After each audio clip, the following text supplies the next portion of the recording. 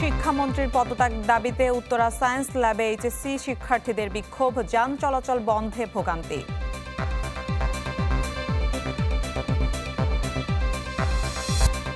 রাতে বিশ্বকাপের প্রথম সেমিফাইনাল, ফ্রান্স স্পেনের দ্বৈরথ, স্পটলাইটে এমবাপ্পে, লামিন ইয়ামাল।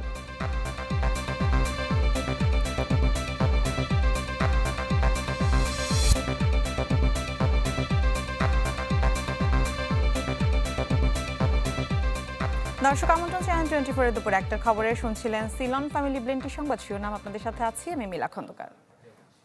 দেশে কাজের সুযোগ নেই বলে মেধা পাচার হচ্ছে। ঢাকা বিশ্ববিদ্যালয়ে তারুণ্য সম্ভাবনার বাংলাদেশ অনুষ্ঠানে এ মন্তব্য করেন প্রধানমন্ত্রী তারেক রহমান। জানান, যারা উদ্যোক্তা হতে চায় তাদের সহায়তা করবে সরকার। এ সময় জাতীয় স্টার্টআপ ও উদ্যোক্তা প্ল্যাটফর্ম উদ্বোধন করেন প্রধানমন্ত্রী। বর্তমান বিশ্ব ব্যবস্থায় দক্ষতা, প্রযুক্তি নির্ভর শিক্ষা ও কর্মসংস্থানের কোনো বিকল্প নেই। তাই ঢাকা বিশ্ববিদ্যালয়ে তারুণ্য, স্টার্টআপ ও সম্ভাবনা বাংলাদেশ শীর্ষক অনুষ্ঠানের আয়োজন করা হয়। এতে অংশ নেন প্রধানমন্ত্রী তারেক রহমান। অনুষ্ঠানে স্টার্টআপ নিয়ে নিজেদের অভিজ্ঞতা, সম্ভাবনা ও চ্যালেঞ্জ তুলে ধরেন 4 তরুণ। সরকার প্রধান শিক্ষার্থীদের বিভিন্ন প্রশ্নের উত্তর দেন। প্রধানমন্ত্রী জানান, স্টার্টআপের জন্য সরকার অর্থ সহায়তা দেবে। প্রথমবার ব্যর্থ হলেও সম্ভাবনা থাকলে পরবর্তীতে আবারও সহায়তা করা হবে। এবং আমরা 5 লাখ টাকা থেকে 5 কোটি টাকা পর্যন্ত একজন স্টার্টআপ যে উদ্যোক্তা তাকে আমরা সহায়তার চেষ্টা করব। দেশে কাজের সুযোগ না থাকায় মেধা পাচার হচ্ছে উল্লেখ করে প্রধানমন্ত্রী বলেন, যারা উদ্যোক্তা হতে চায় তাদের সহায়তা করবে সরকার। আমি যতটুকু বুঝি তাদের এখানে কাজ করার স্কোপটা নাই, সেরকম ইনস্টিটিউশনগুলো বোধহয় নেই, সেই জন্য তারা চলে যাচ্ছে।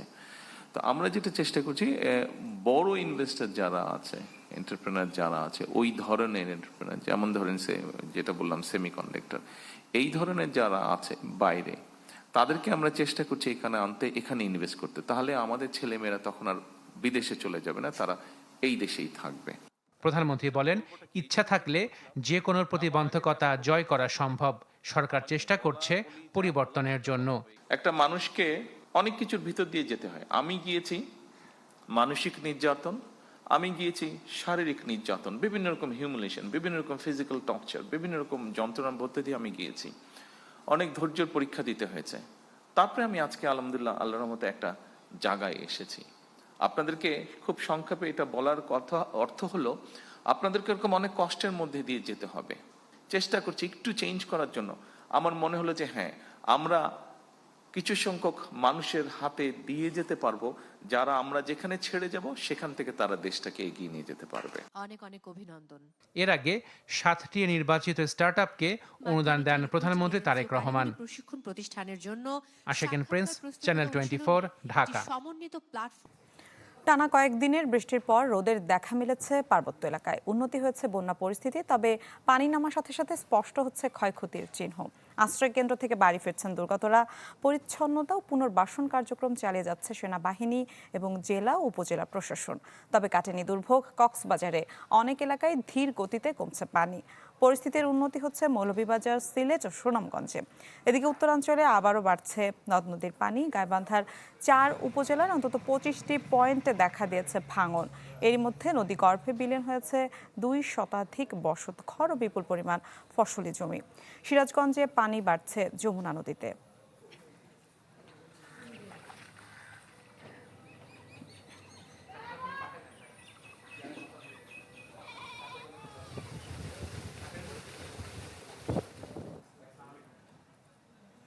দর্শক, বন্যা পরিস্থিতির আরো খবর জানবো। চট্টগ্রাম এবং কক্সবাজার থেকে আমাদের 2 সহকর্মী ইবেন মীর এবং আজিম নিহাদ আমাদের সাথে যুক্ত হচ্ছেন। শুরুতে আমরা চট্টগ্রামে যেতে চাই, সেখানে রয়েছেন সহকর্মী ইবেন মীর। ইবেন, আপনি বাঁশখালীতে রয়েছেন। আপনি এর আগে জানাচ্ছিলেন যে পানি নামতে শুরু করলেও আসলে দুর্দশার চিত্র ফুটে উঠছে। পুরো বন্যা পরিস্থিতি স্বাভাবিক হতে আসলে কত সময় লাগবে? এটি আসলে বলার কোনো সুযোগ নেই, কারণ এক একজন মানুষের এক এক রকমের ক্ষতি হয়েছে।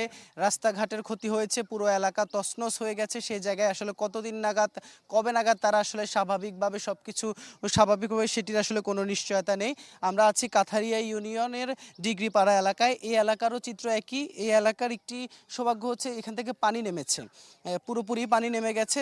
আর পানি নামার সাথে সাথে এলাকার যে ঘরগুলো, সেই ঘরগুলোর চিত্র আসলে আমরা দেখছি যে সব এর আগের সংবাদেও যেমনটা দেখিয়েছি, অধিকাংশ ঘরেরই আসলে একই রকম চিত্র। এখানেও যারা মানুষজন ছিলেন তারা আশ্রয় কেন্দ্র থেকে এসে দেখছেন যে তাদের আসলে ঘরের যে ভয়াবহ চিত্র সেটি দেখতে পাচ্ছেন। পুরো ঘরই বলা চলে নষ্ট হয়ে গেছে, আসবাবপত্র মালামাল সব শেষ হয়ে গেছে। এখন চলছে কোনোভাবে আসলে বেঁচে থাকার জন্য যে সংগ্রাম, বেঁচে থাকার জন্য যে লড়াই, সেটির জন্য আসলে তারা তাদের চেষ্টা করছেন। তারা ঘরের যে পুনর্নির্মাণ কাজ, অর্থাৎ কোনোভাবে বেঁচে থাকতে, কোনোভাবে মাথা গোঁজার ঠাঁই গোঁজাতে তারা এখন সেই কাজ করছেন। আমরা এখানে দেখছি যারা ঘরের পুরুষরা আছেন তারা কাজ করছেন, নারীরা ঘরের যে আসবাবপত্র যেগুলো নষ্ট হয়ে গেছে সেগুলো কোনোভাবে আসলে যেগুলো ব্যবহার করার উপযুক্ত সেগুলো ঠিক করছেন। এই লড়াই সংগ্রাম তাদের আসলে আরও দীর্ঘ সময় চলবে, যেহেতু ইতিহাসে তারা আসলে এমন বন্যার মুখোমুখি বাঁশখালীবাসী হয়নি। সেই কারণেই তারা আসলে কোনো যে কি করবে আসলে সেটিও আসলে ঠিক করতে পারছেন না। আর এদিকে আসলে আমরা যে জায়গাগুলোতে যাচ্ছি সেখানে আসলে খুবই নিম্ন আয়ের মানুষজন, যারা দিনে এনে দিনে খায়, সে মানুষগুলো তাদেরই আসলে যখন সবকিছু শেষ হয়েছে তখন সেই জায়গায় এসে তারা সহায়তার দিকে তাকিয়ে আছে। যদি কোনো সহায়তা মেলে তাহলে তো আসলে ঘুরে দাঁড়াতে পারবেন, জি নয়তো বেন, তারা আসলে ধন্যবাদ আপনাকে। আমরা একটু কক্সবাজারে যেতে চাই সহকর্মী আজিম নিহাদের কাছে। আজিম নিহাদ, জানাবেন কিছু স্থানে পানি ধীর গতিতে নামছে, সেখানকার খবরাখবর জানাবেন।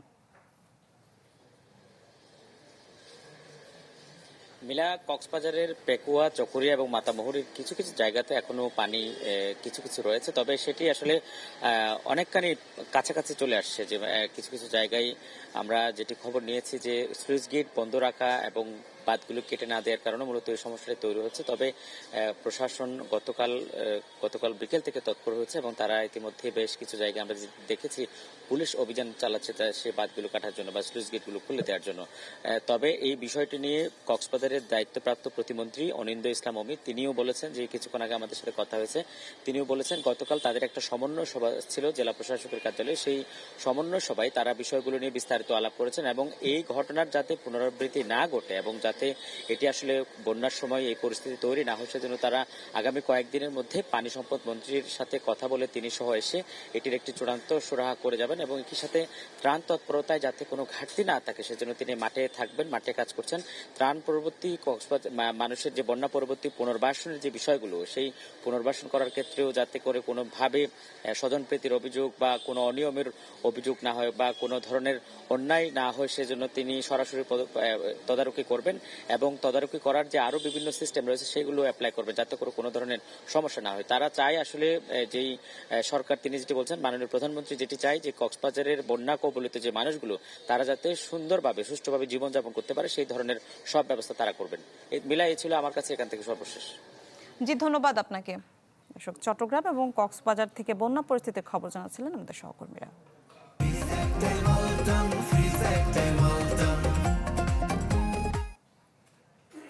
শিক্ষামন্ত্রীর পদত্যাগ দাবিতে রাজধানীতে সড়ক অবরোধ করছেন শিক্ষার্থীরা। এ নিয়ে আরো বিস্তারিত জানবো। উত্তরা এবং সায়েন্স ল্যাব থেকে যুক্ত হচ্ছেন আমাদের দুই সহকর্মী সাদবিন শফিক এবং রমিজ হোসেন। শুরুতে আমরা সাদবিন শফিকের কাছে যেতে চাই। সাদ, এইচএসসি পরীক্ষা সাময়িক স্থগিতের দাবিতে সড়ক অবরোধ, আর কোনো দাবি দেওয়ার কথা বলেছে কিনা শিক্ষার্থীরা? এই মুহূর্তে সড়ক পরিস্থিতি কেমন দেখছেন?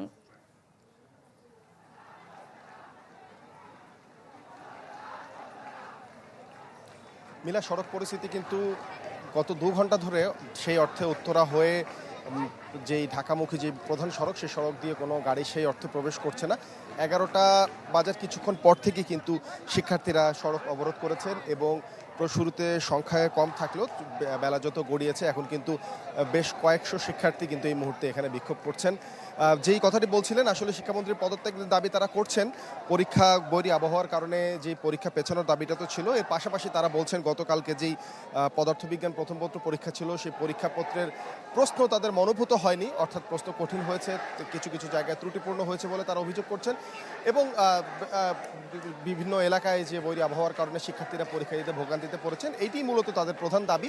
এই দাবিতে মূলত গতকাল বেশ কিছু ফেসবুক গ্রুপে এই ধরনের একটি পোস্ট করা হয়েছিল যে বেলা 11টা থেকে ঢাকা শহরের কয়েকটি পয়েন্টে তারা অবস্থান নেবেন এবং তার প্রেক্ষিতে 11টায় উত্তরা 6 নম্বর সেক্টরের এই বিএনএস টাওয়ারের সামনের সড়কটিতে কিন্তু তারা অবস্থান নিয়ে বিক্ষোভ করছেন এবং সড়ক অবরোধ করছেন।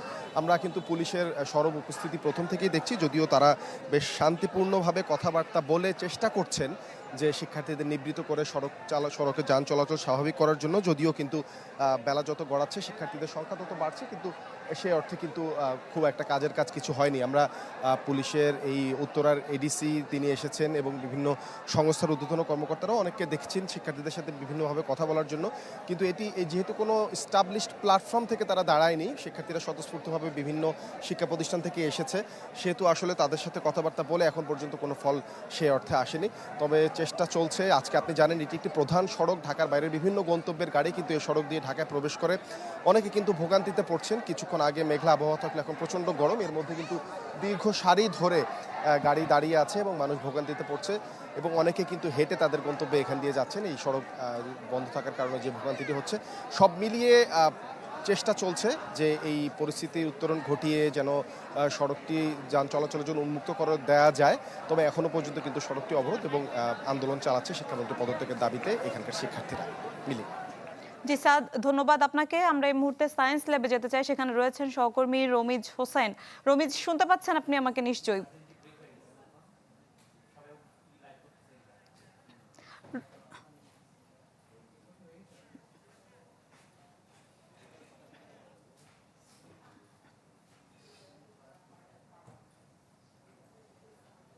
মিলা, সায়েন্স ল্যাব থেকে যেই সমাবেশটি ছিল সেটি কিন্তু তারা সেখান থেকে একটি বিক্ষোভ মিছিল সহকারে এখন ঢাকা বিশ্ববিদ্যালয়ের ভেতর দিয়ে তারা বকশীবাজারে যেই শিক্ষা অধিদপ্তর রয়েছে সেখানে যাওয়ার চেষ্টা করেছিল, কিন্তু এখানে কিন্তু মাননীয় প্রধানমন্ত্রী তারেক রহমানের একটি কর্মসূচি রয়েছে, যার কারণে এই অঞ্চলটিতে কিন্তু বেশ নিরাপত্তা একটি বলয় আসলে আগে থেকেই তৈরি করে রেখেছিল আইনশৃঙ্খলা রক্ষাকারী বাহিনীর সদস্যরা। তখন যখন এই পদটি আসলে তারা এইচএসসি এবং সমমান পরীক্ষার্থী যারা শিক্ষামন্ত্রীর পদত্যাগ দাবিতে তারা আন্দোলন করছিল, তারা এই পথে আসার সময় পুলিশের সাথে আসলে পুলিশ যখন তাদেরকে আটকে দেয় তখন তাদের সাথে কিছুটা বাদানুবাদের ঘটনা আমরা দেখেছি। পরবর্তীতে ছাত্রদলের শীর্ষ নেতারা এখানে উপস্থিত হয়েছিলেন। তারা এখানে যারা এই এইচএসসি এবং সমমান পরীক্ষার শিক্ষার্থীরা রয়েছেন তাদের সাথে আসলে কথাবার্তা বলছেন এবং তারা এখান থেকে যাতে বিষয়টা মিটিয়ে যায় সেই বিষয়টি তারা তাদের সাথে কথাবার্তা বলছেন এবং তাদের যে দাবি দেওয়া সেই দাবি দেওয়ার বিষয়ে তারা রাষ্ট্রের সর্বোচ্চ জায়গা থেকে তাদের জন্য কতটুকু কি করা যায় সেটি নিয়ে তারা এখানে কথাবার্তা বলছেন। যেহেতু এখানে প্রধান একটি কর্মসূচি রয়েছে সেক্ষেত্রে এখানে যাতে কোনো ধরনের পরিস্থিতির উদ্ভব না হয়, অর্থাৎ আইনশৃঙ্খলা পরিস্থিতি যাতে স্বাভাবিক থাকে, এখানে যাতে তৃতীয় পক্ষ কোনো সুযোগ না নেয় সেই বিষয়টি এখান থেকে আমরা দেখছি ছাত্রদলের শীর্ষ নেতারা এখানে উপস্থিত হয়ে সাধারণ শিক্ষার্থীদের সাথে কথাবার্তা বলছেন এবং তাদেরকে বুঝিয়ে তাদের যে কর্মসূচি রয়েছে সেটি অন্য পথে নিয়ে যাওয়ার বা তাদেরকে অন্যভাবে এই তাদের দাবি দেওয়ার বিষয় যদি কিছু করা যায় সেই বিষয়টি এখানে তারা দেখভাল করছেন এবং আমরা দেখছি যে তারা দুপক্ষ এখানে তারা কথাবার্তা বলছেন এবং হয়তো এখান থেকে কোনো একটি সমাধান আসতে পারে। আর তারা যে দাবি জানিয়েছিলেন শিক্ষামন্ত্রীর পদত্যাগ দাবি, সেই বিষয়টি এখন পর্যন্ত কিন্তু তারা সেই বিষয়তেই তারা এখন পর্যন্ত সেটিতে তারা সেই বিষয়টি ধন্যবাদ আপনাকে। আমরা একটু বরিশালে যেতে চাই। ঢাকা বরিশাল মহাসড়ক অবরোধ করেও বিক্ষোভ চলছে। এ নিয়ে জানাতে কাউসার হোসেন রানা আমাদের সাথে যুক্ত হয়েছেন। রানা, কি নিয়ে বিক্ষোভ জানাবেন বিস্তারিত?